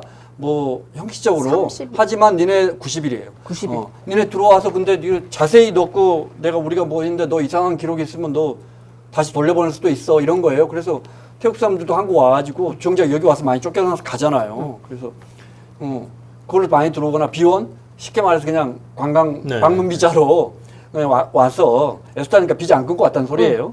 와서 맞아. 내가 벤더예요. 그럼 뭐 2차 벤더예요. 2차 벤더는 뭐 하는 데냐? 예를 들어 NG, 엔솔의 무슨 라인 중에 알람을 설치하는 뭐가 안 됐을 때 알람을 설치하는 곳이에요. 그러면 비자가 나오겠습니까? LG 엔솔의 직원도 아니고 그다음에 불법 이민자라고 하는 개념은 불법으로 니네들이 고용을 했잖아. 그러니 한국 사람 고용하지 마. 너희들이 미국에 와서 공장 세웠으면 미국 사람 고용하려고 하는 거잖아. 여기서 고용의 의미는 뭐예요? 그 사람들이 LG 엔솔이 월급을 주는 사람이죠. 네. 현대차가. 이 사람들 그런 사람 아니에요. 잠깐 와서 설치해주고 가는 사람들이에요. 비자가 안 나와요. 비자가 안 나오는데 이 사람밖에 할 수가 없어요. 비자는 안 나오니까 어쩔 수 없이 이 사람들이 열흘이고 20일이고 30일이고 적당히 슥슥슥 하고 간다고요. 그걸 덮쳤다고요. 그러니까 제도도 없는데. 그러니까 나쁜 놈들이지. 그러니까 사실은 이 행위에 대해서 좋냐 나쁘냐를 말씀드리려고 아니, 했던 나쁜 거예요. 놈들이에요. 그러니까 일반적이라면 만약에 덮친다고 하더라도 이거는 보통 국가 간의 투자나 뭐 이런 게 돼 있기 때문에 미리 우리 영사관이나 이런 데에다가 우리가 이러이런 제보가 하고. 들어왔는데 너희 그런 사람이 있니? 하면 있니? 이게 또는 적당한 신호를 주는 거거든요. 그렇지, 적당한 노티스가 네. 돼요. 그러면서 야 조절해. 수위가 좀 심한 것 같아. 너네 이건 우리가 이해는 하는데 이게 숫자가 너무 많다는 얘기가 있고 여론이 안 좋으니까. 그래, 너네 우리 이거 집중 좀- 단속 기간이야. 네. 뭐 이렇게 쓰고 뭐 이렇게 흘려주면 이제 알아서 기업들이 조절을 좀 하거든요. 근데 그런 거 없이 덧쳤다는 거는 분명히 의도가 있었다는 해석 저도 동의를 하고요. 그다음에 아까 말씀하신 것처럼 그런 비자 문제가 이제 여러 가지죠. 그러니까 지적하고 싶은 거는 뭐냐면 제가 이제 대기업들 몇 군데 이렇게 좀 물어봤어요. 지금 너네는 어떠냐? 너네는 어떠냐? 지금 왜 이 상황이 벌어졌다고 보냐? 300명이면 좀 너무 많은 거 아니야? 뭐 이런 것들 물어봤거든요. 근데 이제 여기 말고도 지금 외국에 지금 투자하고 있는데도 공장 세우고 있는 데를 특히 뭐 삼성이나 이런 데는 더 규모 크잖아요. 약간 기미가 있었대요. 전에 사전에. 그러니까 자기네 출장단들 중에 아까처럼 비자 안 나오고 뭐 이런 애들이 미국으로 들어갈 때 기존에 다 그냥 이렇게 다 하던 애들이 몇 주 전부터 이게 계속 이거 안 돼, 너네 왜 또 들어와? 뭐 이런 일들이 있었다 그러더라고요. 그래서 이쪽에서는 이거 좀 이상하다. 그래서 인제 출장 가는 애들, 단기 비자 받고 가는 애들 뭐 이런 것들 주의시키고 내부에 비자 발급 다시 하고 뭐 이런 것들을 좀 하고 있던 처에 이번에 이게 터졌다고 하니까 그 전에 이미 내부적으로는 약간 그런 게 있었다. 두 번째는 실적 올리기 위해서 그랬다는 것도 있잖아요. 그러니까 트럼프 대통령이 불법 이민자 관련해서 강력하게 뭘 하겠다 그랬고 뭐 몇 명을 자기가 단속하겠다고 선언해 놓은 상태에서 목표 할당량들이 그들에게 있다는 거죠. 그래, 1년에 30만인가 쫓아내야 되는데 네. 300만인가? 그래서 하루에 8천 명인가 8만 명인가를 잡아야 한다. 전국에서. 근데 길거리 돌아다니면서 그냥 뭐 식당 같은 데 급습해가지고 하기는. 사람들 잡기엔 이게 안 되니까 거기 제보도 들어왔겠다. 가면 한꺼번에 많이 잡을 수 있겠다. 그러고 가서 그냥 확 덮쳐버린 거라는 얘기가 있고. 심지어 그 불법 체류자 하는 사람들이 아이들 학교 데려다 주는 과정에서. 그런 데서 단속약 문제가 된 적도 있고 비자가 문제되면 비자 관련 서류하는 그 관서 그 관공서에 올 거 아니에요. 그 앞에서 지켜갖고 잡기도 하고 지금 뭐 국토안보부가 혈안이 돼가지고. 그러니까 이제 미국 상황이 지금 그런 상황인데 진짜로 얘기하고 싶은 거는 뭐냐면 그러면 이런 상황에서 아까 미국의 비자가 한 5가지 뭐 이렇게 있다라고 제가 들었거든요. 그러니까 우리가 보통 E 비자가 주재원 비자부터 시작해서 일하는 비자. 일하는 비자가 E로 시작하잖아요. 보통 E2를 받는 비자가 이제 가서 일하는 비자인데 맞습니다. 이거 받기는 너무 아까 말씀하신 대로 힘들다는 거죠. 경력도 안 줘요. 그러니까 경력도 증명해야 안 줘요. 되고 뭐 힘들죠. 너무 기간도 오래 걸리고 쿼터도 정해져 있어요. 쿼터도 정해져 있고 그러니까 너무 오래 걸려서 이렇게 우리가 대규모 투자를 미국하고 하게 되면 사실은 특별 비자, 취업과 관련된 특별 비자로 해서 더 많은 쿼터를 받거나 아니면 요 프로젝트가 끝날 때까지 아까 같은 사람들은 그렇지. 비자 없이 들어가게 그러게요. 해준다. 이걸 사실은 미국하고 우리가 타결을 시키거나 먼저 얻어냈어야 되는데 호주나 이런 그러네. 나라들은 있다는 거 아니야. 호주가 지금 E3 비자가 1년에 쿼터 18,000명을 받아서 하고 있다라고 하고 뭐 필리핀도 있다 그러고 있는데 우리가 이와 관련돼서 미국의 그 국회 쪽에다 제출해놓은 법안도 있다고 하더라고요. 근데 이 법안이 10년째 통과가 안 되고 있대요. 그러니까 어떻게 보면 미국에서 트럼프 대통령이 당선되고 아니면 그 이전에 바이든 때서부터 배터리부터 시작해서 IRA 뭐 이런 것들 법안하면서 미국의 투자가 많이 이루어질 때 그거를 우리 정부가 미국하고 해서 타결을 시켜놓지 않은 것. 이전에. 그러니까 전 정부 탓을 하는 것도 뭐 하긴 하지만 어쨌든 이전 정부가 이미 들어가서 투자하고 있는 상황에서 뻔히 벌어지고 있었고 이거 나중에 문제될 수 있어라고 기업들은 계속해서 불안불안하게 하고 있었던 일이 이번에 터진 거라는 거죠. 그래서 뭐 불행 중 다행인 거는 물론 뭐 화도 나고 이 새끼들 뭐 이렇게 통보도 해주고 좀 하면 무난하게 해결될 수 있는 뭐 이따구로 해라고 할 수는 있지만 어쨌든 이게 터졌으니까 아까 말한 것처럼 쿼터를 받아서 E3 비자 우리도 대규모 인력 앞으로 더 가야 되니까 하든지 아니면 단일 프로젝트 할 때 이 프로젝트 관련된 사람들은 무비자를 만들어내든지 이걸 이번에 따내지 않으면 이건 뭐 계속해서 일어날 게 이게 이제 정확하게 표현하면 무비자로 우리가 얼마든지 지금 입국이 가능한데 그 사람들도 이런 일에 대해서는 며칠까지는 할 수 있게끔. 네. 근데 이게 이제 쉽지가 않아. 국가 분위기가 지금 트럼프 대통령이 마약 뭐 살인 이것보다 불법 이민자가 더 무섭다. 뭐 이렇게 말해놓고 이 사람들도 다 그런 식으로 그래서 미국 언론들 이번 기사 제목 뭔지 알아요? 현다이 레이드예요. 현대 맞아요. 급습 현다이 레이드. 찾아봤어요. 급수. 레이드가 뭐였지? 사상 최대 실적 막 이런 거잖아요. 이거는 그러니까 엠부시 해갖고 공격하는 걸 레이드라 그러거든요. 그러니까 불법 단체 뭐 이렇게. 그런 거 할 때 무슨 마약 하듯이 한 걸 지금 하고 있고 그런 사람들을 잡았다고 보고 있는 건데 정말 말이 안 되고 우리 김천 기자 정말 좋은 지적해 줬는데 이제 그런 식으로 이번에 트럼프 대통령이 좀 긍정적이게 말해서 이번 기회에 몇 개라도 좀 받았으면 좋겠고 근본 원인을 따져볼까요? 저는 훨씬 상단에 있다고 봐요. 트럼프 대통령이 지금 이런 이민 추방하는 정책들이 정말로 미국인들에게 일자리를 주고 뭐 그런 마음도 있겠죠. 그게 아니고 보여주기식 행정을 네. 하니까 사실은 TSMC도 2년 전에 그 500명 비자 반도체는 훨씬 더 복잡하죠. 반도체 공정은 있잖아. 한 6개월 세워놓으면 반도체에 들어가는 소재들이 무슨 횟감도 아닌데 그게 다 무기물일 거 아니에요. 그게 유기물이면 상한다고 하죠. 무기물인데 작동을 안 해. 패키징 해놓고 그 안에 수많은 뭐 MR 모파 하는데도 뭐 하나 뭐 눌렀는데 이제 사실 뭐 2,600개 다리가 있는데 그것을 8단으로 해가지고 이렇게 탁 누르는 거 아니에요. 요만한 걸 가지고 그 어마어마한 패키징 공정을 미국 사람이 어떻게 해? 한 이틀 가리키면 하나? 미국 사람들 추수감사절이면 그냥 출근 안 해버리는 사람들인데? 앞으로 옵티머스가 한다는 얘기가 있죠.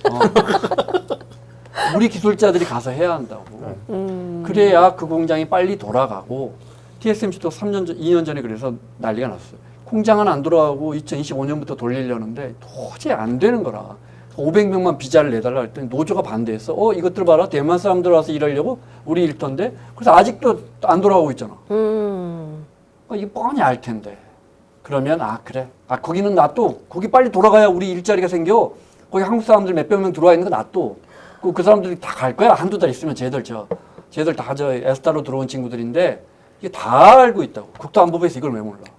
근데 만약에 아까 김규님께서 말씀해 주신 것처럼 그게 만약에 안 되면은 그러니까 안 되면 우리 기업 피곤해지고 어떻게 해야 되나? 거기서 이제 이게 공장 가동 사실- 계속 늦어지고 그럼 근본적으로 미국도 피해를 보고 같이 피해를 보는 거예요. 건물만 짓는다고 이 공장이 돌아가는 게 아니거든요. 그렇죠. 그러니까 이제 거기서 실제로 300명 넘는 인원들이 어떤 일을 했는지에 대해서는 우리가 구체적으로 나온 건 없기 때문에 근데 우리가 추정해 봤을 때는 그런 사람들일 거다라는 거고 뭐 실제로 거기서 뭐 막일하는 인부들이나 뭐 이런 사람들을 우리가 한국에서까지 데려다가 뭐 썼을 이유는 없으니까 비용을 줄이기 위함이라기보다는 실제로 공장을 가동하기 위해서 하는 정말 필수 인력 그 다음에 이제 진짜 저거는 공장을 짓고 나서 실제로 가동을 하다 보면 문제는 거기서 나온대요. 급하게 공장 가동에 문제가 생겼을 때 문제가 생기면 그걸 해결할 수 있는 사람은 한국에서 파견되는 인원 말고는 없어요. 이 사람이 들어가서 그걸 봐야 돼. 당연하지. 근데 비자 신청하면 안 나와. 그러니까 안 나오는 게 문제야. 나오더라도 시간이 너무 오래 걸려. 그때까지 하면 공장은 안 돌아가. 그러니까 이 사람은 어쩔 수 없이 스탑 끊고 들어가야 되는 거잖아요. 그거 발급받아서. 그러니까 들어가서 일하는 거. 그게 이제 일종의 관행인데 그러니까 여기는 이제 공장 건설이다 보니까 밑에 이해까지 하고 인원이 그렇게 많아져 버린 거죠. 그러니까 그 문제는 앞으로 이제 계속 일어날 거니까 아까처럼 그러니까 필요하다는 거죠. 가이드가. 여기서 여기까지는 괜찮고 이 정도까지는 허용하고 1년에 진짜 이 정도로 우리가 미국에 투자를 많이 하겠다라고 한 적이 없으니까 앞으로 대규모 투자가 일어난다 그러면 그거 해결 안 하면 사실상은 위험성이 있으니까 가동을 못 시켜요. 저도 사실 주변에 그 대기업 다닌 친구들한테 이야기를 들어보니까 그래서 여기에 대응하기 위해서 약간 형태가 되게 다양해졌대요. 파견되고 주재원 가는 형태가 되게 다양해졌다라는 말을 하더라고요. 그러니까 기업도 나름대로 그 리스크 헤징을 하고 있더라고요. 그러니까 이게 앞뒤도 안 맞고 미국에 들어오는 정식 그 일하는 사람 비자는 확 줄여놓고 맞아. 그 우리 그게 제일 대규모 설계 본질적인 투자를 해야 되는데 우리가 지금 가가지고 무슨 갈비집 차리는 거 아니잖아요. 어마어마하게 그 메타 플랜트라는 것이 어마어마한 자동화와 함께 진짜 인류가 경험하지 못한 설비들이 깔리고 있는데 로봇화도 많이 지는 그 기업들 밴더들 입장에서는 뭐도 있냐면 보안도 있어요. 자기들 기술이거든. 네. 그래서 그럼요. 본사 원청 업체에도 안 알려주고 싶은 거라 우리 기술자가 가서 해야 한다고. 왜냐면 이게 기술력이고 그러니까요. 현대가 LG 엔솔이 우리 회사를 우리 회사 우리 장비를 납품받아주는 이유가 뭐냐면 이거 우리만 아는 작동법이니까. 원천 기술이니까. 그러니까는 반도체의 그 수율이라는 게 배치거든요. 이렇게 장비 배치해서 이걸 효율적으로 얼마나 생산해 내느냐가 수율의 핵심이기 때문에 말씀하신 것처럼 그런 배치나 이런 것도 굉장히 중요해서 예전에 우리가 삼성에 사고 나고 뭐 이런 거 그 산재 사고 조사할 때도 공정위 조사 이런 거 회사에서 막았던 이유 중에 하나가 이거 안에 수율 배치나 이런 거 밖으로 다 들어간다. 그거 안에 그거 다 공개하라 그랬을 때 못 한다고 한 게 그런 거였거든요. 그런 것도 분명히 있는 거죠. 수율이 얼마나 까다롭냐면 사춘기 청소년들 1000명 모아놓은 것보다도 섬세하다는 거예요. 오씨 화가던. 저 삼성- 방금 전에 뭐 욕까지 한 것 같은데. 수율이 너무 많았어요. 아직도 수율이 안 나잖아. 삼성전자 그렇게 하는데 엔비디아 납품이 안 되잖아. 정말 얼마나 예민하겠어요. 그 절차가. 그래서 약간 프로세스가. 그러니까 사실 불안한 거잖아요. 그러니까 이렇게 다 알고 안 되면 안 되는 일인데 이걸 왜 이렇게 불거지게 만들었을까? 의도가 있을 텐데 이 의도는 뭘까? 그러면 너네 또 한번 그래 너네 필요하니까 우리가 이거 비자 문제 이렇게 해결해 줄 테니까 그럼 이건 되나라고 하는 게 있을 거다. 그게 최근에 일본하고 저거 서명했잖아요. 네. 그러니까 15%로 관세율 낮추는 대신에 너네 이거 투자 확정서 요거 이렇게 사인해. 요거 이제 트럼프가 내 맘대로 투자처 정하고 요거 이익 나면 요거 90% 우리가 가져가고 요거 한국도 이거 해야지. 이제 우리는 지금까지 이거 캐피탈 콜이에요. 이거 보증이거든요. 요거 그냥 뭐 MOU 맺은 거지. 우리 금액에 사인한 것도 아니고 요렇게 버티고 있는데 그런 요구가 또 강하게 들어올까 봐 그런 것들이 좀 불안합니다. 그러니까 눈에 뻔히 보이는 일들이 좀 오늘 그 이야기까지 하고 마무리할까요? 그러니까 너무- 일본이 미국과 맺은 양해각서죠. 공동성명도 했고 거기에 이제 트럼프 대통령이 서명을 했는데 재밌는 거 몇 가지만 알려줄까요? 네네. 우리 지금 일본은 15%를 낮췄는데 우리는 왜 못 맞추느냐? 우리 자동차 산업 이것도 또 경제신문이 쓰고 있어요. 어이없는 거지. 안을 하나도 들여다보지 않고 쉽게 말하면 야, 일본 답안지 냈는데 우리가 빨리 내. 일본이 얼마나 많이 오답을 냈는지는 들여다보질 않아. 근데 일본 언론들은 수많은 오답이 있다고 심지어 니케이 같은 데서는 협상 무효화해라는 칼럼을 냈어요. 사설을 냈다고요. 근데 우리나라 언론들은 빨리 답안지 내. 일본도 냈잖아. 답안지를 빨리 내면 좋은 거예요? 성적이 우수해야지. 문제를 많이 잘 풀어야지. 그러니까 어떤 이런 내용들이 문제도 들어있- 발생하는 것 같아요. 그러니까 어떤 내용들이 들어있냐? 지금 말해 트럼프 대통령 행정명령 내렸는데 언제부터 발효하는지 몰라. 그래서 일본 경제재정상이 돌아와서 당연히 일본 기자들이 질문했을 거 아니에요. 2주 안에는 한다고 들었어. 확정된 게 아무것도 없어. 자, 그래서 이제 투자위원회를 만들어요. 투자위원회 위원장은 상무장관이에요. 위원회 일본 사람은 못 들어가요. 5,500억 달러를 넌 돈만 내. 우리가 결정할게. 업종별 분리를 내요. 그 업종별 위원회가 있는데 그래서 그 위원회에서 추천을 하면 트럼프 대통령이 상황처럼 로마의 군주처럼 이 돈은 여기에 투자하시오. 이렇게 결정하게 돼 있어요. 그 임기도 트럼프 대통령 이 위원회 임기가 트럼프 대통령 임기 말까지였다. 그러니까 이게 정말 한 사람 왕노래하고 있고 그걸 위한 심지어 45일 안에 투자를 시작하세요. 이 투자라는 게 45일 동안 일본 정부는 뭐 전액이 아니더라도 다만 100만 원을 투자하더라도 기업이 가서 투자해야 할 거 아니에요. 일본 재무부 공무원이 가서 자 미국의 AI에 제가 투자를 한번 해보겠습니다. 저는 도쿄대를 나온 일본 재무부 관료입니다. 이렇게 합니까? 일본 기업이 가서 투자해야 할 거 아니에요. 뭐 조선업이든 뭐 AI든 인프라든 반도체든 그럼 일본 기업이 들여다보고 투자 계획을 세워야 되는데 45일 안에 하라는 거예요. 이게 이런 것들 거기에 어떤 문구가 있냐? 관세가 이제 결정됐으니까 일본 자동차는 이제 걱정 없다. 투자에 대한 약속을 성실히 이행한다면 미국 정부는 관세를 높일 생각이 없다. 이런 문구가 들어있어요. 그게 무슨 말이에요, 바꿔놓으면? 투자 제대로 안 투자- 하면 다시 높인다는 그쵸. 얘기죠. 자, 거기까지. 그러니까 얼마나 부실한 약속이에요. 그러니까 우리가 3,500억, 500조, 490조를 지금 미국에 투자할 미국과 각서를 지금 실무팀이 협의를 하고 있는데 이게 지금 빨리 해야 할 일이에요? 아니죠. 아니에요. 진짜 신중하게 해야. 기본적으로 제가 우리 시청자들에게 이 말씀 드리고 싶어요. 우리 돈 없어요. 490조 없어요. 막 3,500억 불 막 이렇게 쉽게 말하니까 우리가 경제 좀 하니까 돈 있을 것 같죠? 1년에 700조 제정하는 나라에서 나라 살림 700조를 하는데 500조? 이렇게 생각해봐요. 500조가 아니고 5조도 아니야. 2조, 3조만 창원, 구미, 군산, 뭐 부평 그 도시가 그냥 춤을 춰요. 들썩들썩 해준다고. 그 돈이 없어갖고 일자리가 지금 전부 다 사라지고 있는데 500조를 투자하는데 빨리 해라. 야 자동차 수출을 못하잖아. 이게 언론이에요. 이게. 그러니까. 이런 두 번째 그렇게 해서 우리가 빌려준 돈을 투자를 하느냐 전혀 다른 문제가 있어요. 가만 보니까 어떻게 상무장관이 전번에 국무장관한테 제가 그 이야기는 했죠. 일본과 미국에서 한국 미국과 일본에서 준 9천억 달러로 우리 인프라 투자하겠다. 인프라는 게 산업 인프라를 말하는 거예요. 뭐 도로 깔고 이런 게 아니고. 여기서부터 이야기가 좀 달라져요. 인프라 투자? 아니 우리는 인베스트먼트를 말하는 건데 이 약속은 미국의 힘이 강해짐으로써 세계가 모두가 좋다는 것을 인정한 우호 국가들의 약속에서 온 것이다. 우리도 인정했다고 하죠. 힘이 없으니까.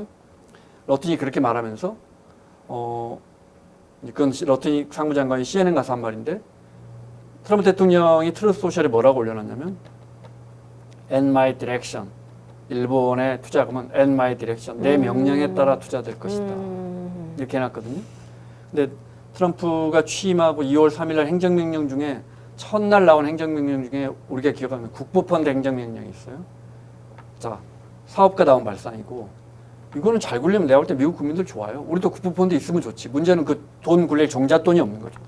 이 국부펀드에서 근데 국부펀드를 뭘로 채우지? 그럼 국채 발행해야 할 거예요. 미국이 지금 국채 발행할 여력이 없고 국채 발행 안 하겠다고 트럼프 대통령이 지금 이 난리 아니에요. 그죠? 국민들 세금 덜 내고 나라가 빚 안 내고 내가 너희를 잘 살게 해줄게. 이래서 지금 미국 사람들이 홀딱 가버린 거잖아요. 그럼 이 종잣돈을 뭘로 채우죠? 그래서 트럼프 대통령이 기상천외한 돈을 모으고 있어요. 그렇게 다 알고 있어요.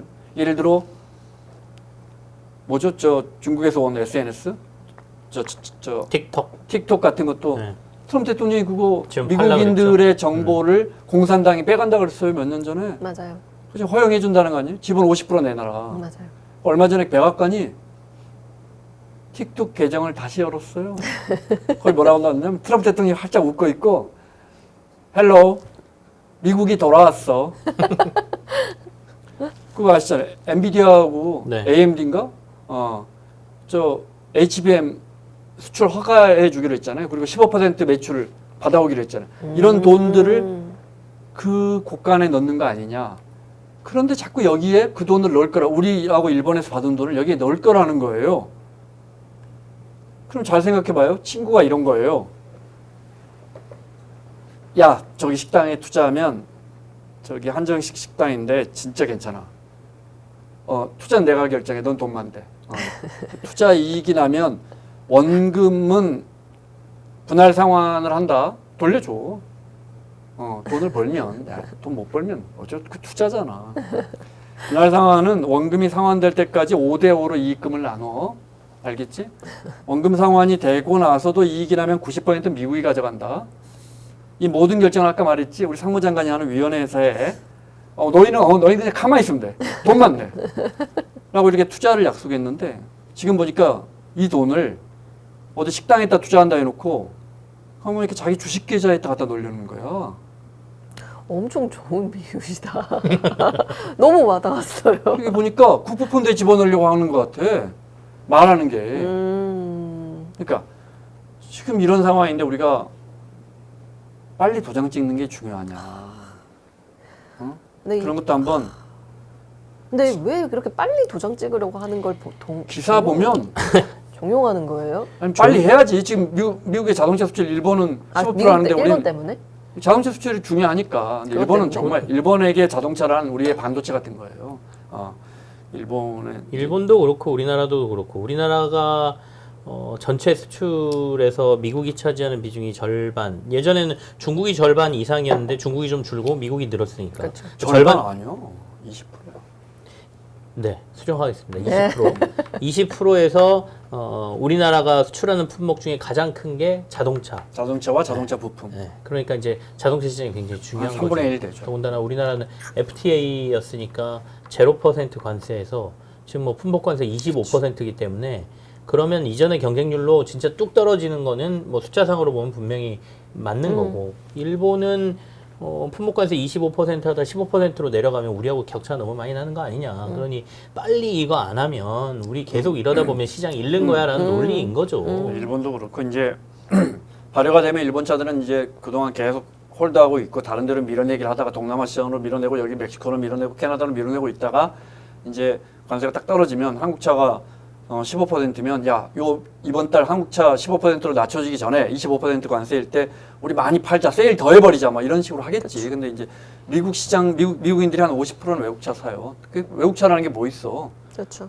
뭐 독일차, 일본차, 한국차밖에 없어. 맞아요. 그러니까 이럴 때 이제 많이 팔자. 그러니까 우리도 빨리 팔아야죠. 우리도 지금 현대차가 바보예요. 우리 기아차도 지금 뭐 그렇죠. 미국에는 물량 줄이면서 다른 데서 지금 밀어내게 하고 있고 기존에 많이 밀어 넣어놓은 것들 그런 것들을 팔고 있는데 오래 못 버티죠. 한두 달 못 버틴다고. 그러니까 우리도 빨리 이 관세를 낮춰야 되지만 진짜 중요한 3,500억 달러 등 여러 투자 조건이 있으니까 정말 신중해야 한다.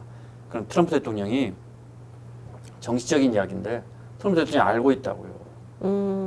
한국인들은 지금 정부를 불신하는 세력들도 많고 이 싸움에서 그 자기 나라 정부가 차라리 좀 졌으면 하는 사람들도 일부 있다는 걸 알고 있고 그러니까 숙청 뭐 이런 무서운 단어를 차라리 정확하게 우리 정치 상황을 이해하지도 못하면서 쑥 던져놓고 손님 딱 오니까 아니에요. 근데 잘못한 거지. 이야기합시다. 이렇게 하면서 협상을 잘 하는 거 아니에요. 정말 기본적인 그 건달들의 협상 방식이잖아요. 아니에요. 돈 빌려주면 우리가 다 갚죠. 중학생 딸이 있대. 학교 잘 다니죠. 이런 식으로 하잖아요.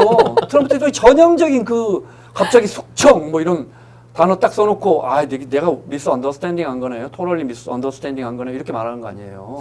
그러니까 그게 진짜 이게 진짜 건달들 방식인데 우리가 따르긴 해야 하지만 그리고 또 우리가 주한미군 이러면 또 그러면 다 내줘. 주한미군 철수하면 우리 그래요. 남침당해. 이런 사람들이 많기 때문에 이런 레버리지를 트럼프 대통령이 너무 잘 이용한다. 그러니까 우리 협상 굉장히 불리해요. 불리한데 제가 오늘 마지막으로 드리고 싶은 말씀은 우리 안에서는 일본은 지금 집권 자민당마저도 엄청 일본 경제신문들이 비판하잖아요. 이런 협상하면 안 돼. 국익에 손해야. 이렇게. 우리 보세요. 우리는 트럼프 심기 건드리면 안 돼. 기침하시면 안 됩니다. 우리는 이러고 있어요. 그럼 무슨 협상이 되겠어요? 딱 400년 전에 너무 슬퍼. 강화도에서 이랬던 거 아니에요. 그래도 명과의 우위를 저버리면 안 됩니다. 이러고 있었던 거 아니에요. 와. 야, 짤 하나 나. 그래서 백성 수만 명이 소현세자는 다 끌려가고, 우리끼리 안에서는 분열되지 말고 잘못된 건 잘못했다고 네, 받아쳤어야 되는데. 비판하자. 해줘야 되는데. 자중하거라 원장. 아쉽다. 근데 정말 짜증 납니다. 솔직히 그때, 진짜 그때 서인들이 했던 말 중에 내 한마디만. 소신은 죽을지언정 명과의 그리고 진짜 많이들 죽었지. 미안하지만 근데 그 사람들만 죽었냐? 백성들도 정말 많이 죽었단 말이야. 엄청 비유가 와닿는다. 잘합시다. 네. 여기까지. 근데 고민하고 있어요. 그러니까 쉽게 지금 사인을 안 하는 이유도 우리 그쵸. 정부가 그런 부분에 대해서 충분히. 고민을 하고 있고 충분히 얘기를 하고 있는 건데 그러니까 쉽사리 자기네 말을 안 듣기 때문에 이런 일들을 계속 벌이는 거예요, 미국이. 그러니까 현대차 이번에 배터리 그것도 그렇고 이번에 그냥 정치적인 자질이야. 모를 정치적인 리가 압박을 없어. 지금 계속 하는 거고 봐요. 이 시바 나몰라라 하고 관두고 나가버렸잖아요. 사임해버렸잖아. 나는 봐봐. 협정서 마지막 마무리 지었다 그러고. 안녕. 자, 그러면 우리가 이 박사에게 하나만. 지금 트럼프 대통령이 하라는 대로 하고 한 번도 인상을 찌푸리지 않은 나라는 전 세계에서. 자, 미국의 교역 국가들 내가 순번대로 말해줄게요. 중국은 멕시코, 아니고. 캐나다, 중국, 독일, 일본, 한국 뭐 이런 순이에요. 대충 맞아요 이게. 그 밑에 베트남 있을 거예요. 이런 순서대로. 여기서 한 번도 얼굴 찌푸리지 않고 그럼요. 형 말이 맞죠. 이렇게 한 번도 얼굴 찌푸리지 않은 내가 볼 때는 영국, 한국, 베트남밖에 없어요. 베트남은 그렇다 치고 영국이 명나라와 베트남은 절대 할 수 그러니까 없습니다. 베트남은 뭐 이 형들 이거에 낄 나라는 아니니까. 그러니까 형님들 중에 우리가 좀 힘이 없는 형님인데 지금 일본마저도 무슨 말인지 알겠습니다. 일본은 미국을 향해 전쟁을 일으킨 나라고 패전 국가예요. 플라자 합의가 왜 생겼어요? 일본은 기본적으로 미국한테 이렇게 하기가 힘든 나라예요. 이렇게 하기가. 근데 지금 하잖아요. 지금 자민당이 지금 막 성명을 내. 우리는 뭔 잘못을 그렇게 졌어? 주한미군. 여기까지. 네. 궁금한 거 있으면 물어봐. 자, 주택을 많이 공급한대요. 핵심은 안 돼요. 안 돼. 안 돼. 약간 안 그런 돼. 그런 느낌이었어요. 그 영끌 모든 것을 다 아, 끌어왔- 정확한데? 아 그래요? 네. 그래서 약간 이거는 공급을 하겠어라고 이야기하는 자. 느낌이었습니다. 우리가 수도권에 이제 서울과 수도권의 주택이 부족하니까 집을 많이 공급하겠습니다. 135만 채인가? 해마다 37만 채? 근데 인허가로 하면 인허가 받아놓고 언제 착공해요? 착공 기준으로 하니까 믿으셔도 돼요. 이렇게 많이 공급하겠습니다. 문재인 대통령 때는 200만 채였어요. 예, 안 됐어요. 윤석열 대통령 때는 거긴 더 뻥카가 심하잖아요. 270만 채였어요. 당연히 안 됐죠. 질문. 주택은 정부가 공급한다 그러면 국토부 과장이 가서 삽질을 해서 짓나요? 주택은 민간이 짓습니다. 공공은 공공택지에 한해서 택지를 조성해서 LH가 여기다 아파트 지으세요. 대신 민간 택지보다는 우리가 공공에서 이렇게 조성한 게 싸니까 우리가 얼마만에 이윤을 받고 팔 때니까 당신들도 정부가 하는 많은 규제를 받고 분양가도 한도를 둬서 왜냐 싼 땅에 지었으니까 민간 택지보다 그렇게 해서 가는 거지 정부가 하는 일 없어요. 근데 이제 그 택지 장사도 안 하겠다고 한 거 아니에요? 그것도 안 하죠. LH 그건 이제 중요한 문제는 아니고 큰 틀에서 LH가 잘할지 모르겠는데 LH가 그렇다고 짓는 건 아니에요. 시행 시공을 또 기자들이 헷갈려 하더라고요. 그러니까 자의 레미안 다 그대로 지어요. 근데 그것을 그 사람들이 땅을 사가서 시행사가 사가서 시공사가 짓는 게 아니고 시행을 디벨로핑을 LH가 기획 단계부터 하는 거예요. 그리고 시공사는 와서 짓기만 하는 거예요. 그건 그렇게 정리가 됐고 중요한 건 서울의 아파트가 한 2만 채, 2만 5천 채 해마다 부족하니 더 짓겠습니다. 그 주변 수도권으로. 근데 왜 지난 정권들은 안 지어졌을까요? 민간 건설사가 안 지으니까요. 돈이 안 되니까 수익성이 1번. 안 돼. 그렇죠. 네. 사겠다는 사람이 없으니까 안 짓는 거예요. 사겠다는 사람들은 어디만 원하냐면 판교 분당 쪽하고 서울 강남 쪽밖에 원하지 않아요. 그러면 이제 거긴 지을 데가 없어요. 그래 또 나온 정책이 그러면 그 옆에 요만한 짜투리 땅 학교부지 교육부지 교육부가 이제 학교 지으려고 하는데 인구가 줄어서 교육부가 안 내놓거든. 네. 그게 자기들 힘이니까 이거 뺏어서 제가 여기다도 아파트 지을게요. 똑같아요. 박근혜 정부 때 MB 정부 때는 보금자리 주택이라고 하고 박근혜 정부 때 행복주택이라고 그러는데 행복주택 이것도 다 했어요. 그래서 목동에 그 유이지에 임대 아파트 짓고 그랬더니 목동 주민들이 현수막 걸죠. 1000명의 가난한 사람들 때문에 3만 명의 아름다운 목동이 망가져야 되겠느냐. 이거 쫙 현수막 붙여서 결국 못 지었죠. 그 인식도 좀 희한해. 공공 임대가 들어오면 목동의 주거 여건이 나빠진다는 생각도 정말 이보다 더 천박할 수는 없다. 하여튼 내 그 현수막 기억하는데 기사에 났으니까 팍팍 긁어서 심지어 성대 야구장도 정부 건가 보죠. 거기다도 아파트를 짓겠습니다. 야, 진짜 영끌이더라고요. 자 이제 제가 드리고 싶은 말씀을 할게요. 그러니까 서울은 주택이 부족해요. 왜냐 주택은 소비재예요. 그래서 기본적으로 주택도 20년, 30년, 50년 쓰면 다시 지어야 돼요.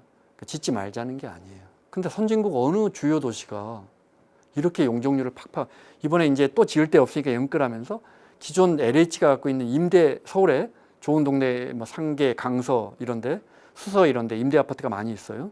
그걸 이제 높게 짓겠다는 거예요. 그래서 일부 분양을 해서 거기서 공급을 또 늘리고 또 높게 지으면서 일부는 공공으로 하니까 공공 임대, 서민들 위한 임대도 늘어나니까 좋겠다는 거죠.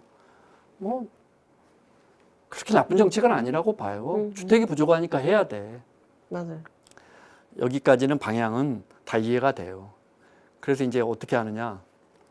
지을 데가 부족하니까 결국은 아주 비싼 아파트의 재건축을 크게 허용해줘서 거기서 올라가요. 그래서 30억짜리를 지난 1년 동안 오세훈 시장이 40억을 딱 정확하게 맞춰줬어요. 그렇게 해서 가구당 10억씩 다 줬어요. 그거 그냥 주는 거 아니에요. 공공의 아주 쉽게 설명드리자면 저기 천안에 있는 내 집 가치가 n분의 1 돼서 그만큼 떨어지는 거예요. 저 집 가치. 왜냐하면 수요가 일정하다고 봤을 때. 수요가 절로 옮겨가니까. 이걸 아셔야 돼요. 저쪽에서 집을 지으면 저 사람만 부자가 되고 나는 안 가난해지는 게 아니에요. 그러니까 인천의 노후 신도시, 노후 도심에 내가 살잖아요.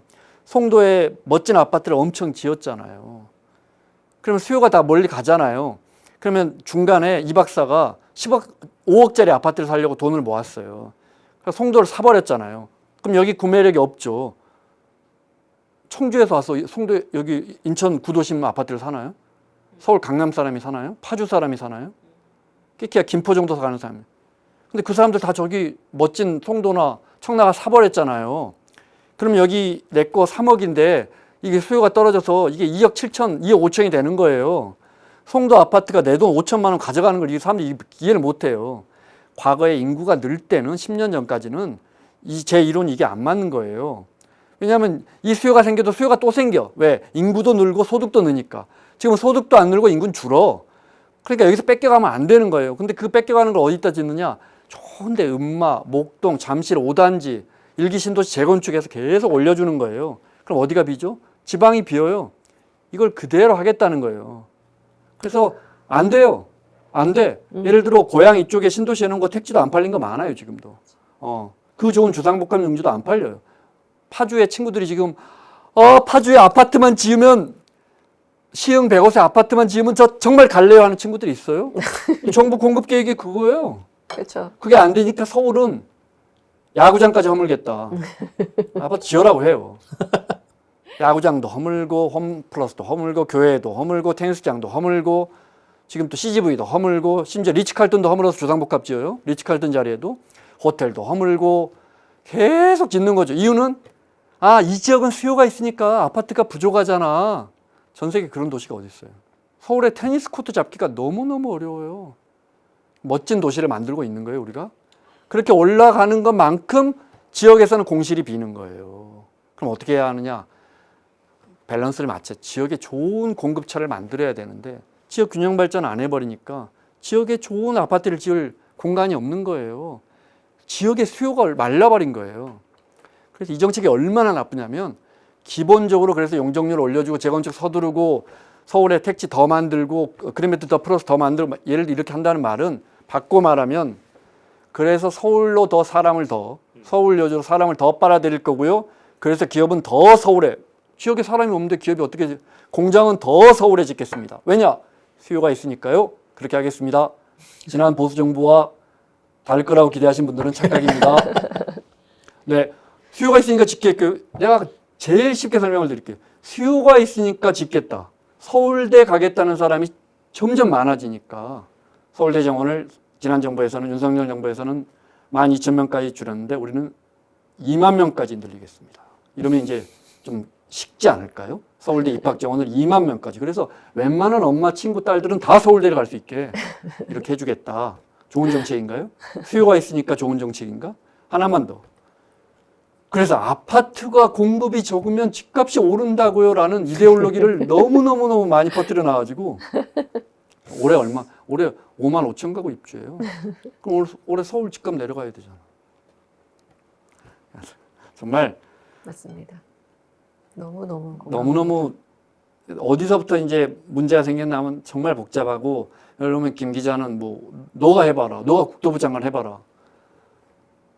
장관 제안도 안 들어오던데 하나 싫은 소리만 하니까 하겠어요. LH 사장 자리도 안 들어오던데 기본적으로 국토 균형 발전부터 해서 지금 강남에 아파트 더 지으면 좋죠. 굉장히 살기 좋은 곳이잖아요. 우리 국민이 원하는 살기 좋은 곳에 많이 들어가 사는 주택 정책이 좋은 거예요. 근데 지금 그 땅이 너무 좁은 거예요. 선진국은 브리스번도 있고 시드니도 있고 어디요? 시드니 건너편에 베로나가 왜 나와?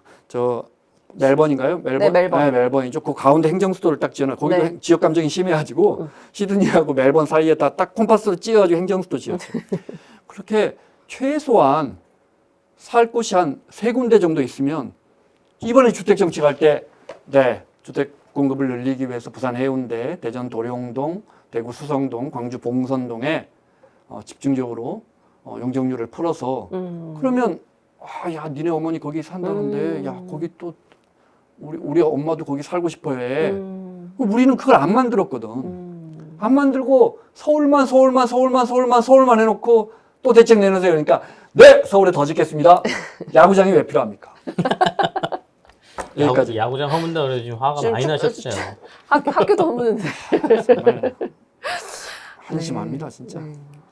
그리고 약간 거기에 추가적으로 수요 제한도 있었잖아요. 수요 규제도 같이 있었잖아요, 이번에. 그 중에 이제 대출 규제 네, 대출 규제도 들어왔는데, 그러니까 이런 것들이 안 되니까 대출 규제 좋은 규제 아니잖아요.